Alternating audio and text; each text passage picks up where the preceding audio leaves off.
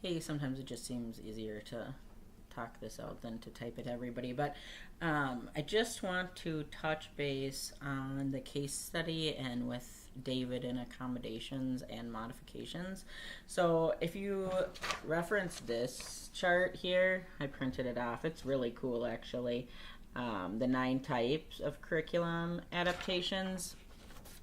Remember that regular ed students, students on 504s, students who have IEPs but don't have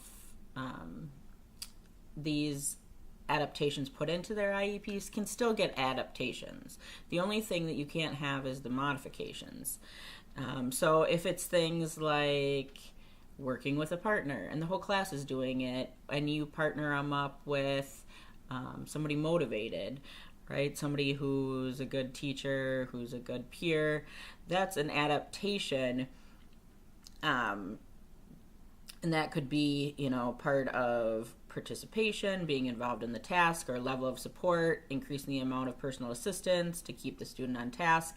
It might not be a para, but it might be a peer. It might just be the zone of proximity of the teacher,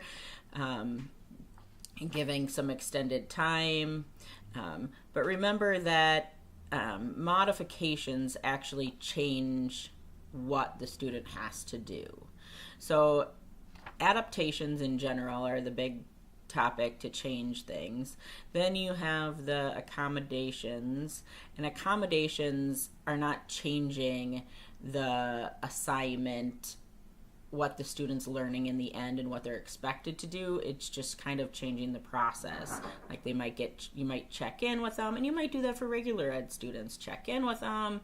You might, break down the assignment a little bit, or put, marks next to where they should go, cross things off. Really basic things like that. Where modifications are actually changing what the student's going to produce. Are you giving them an outline and they just have to fill in? Are you giving them choices? Are you eliminating an option?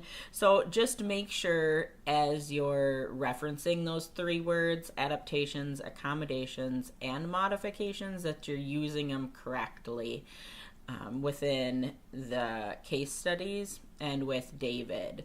And if there is modifications that does need to be documented in his IEP, to implement those either within the special ed classroom or the mainstream classroom, where some of the adaptations can just, be available to anybody in his mainstream class with his mainstream teacher. Hopefully that was helpful. Thanks.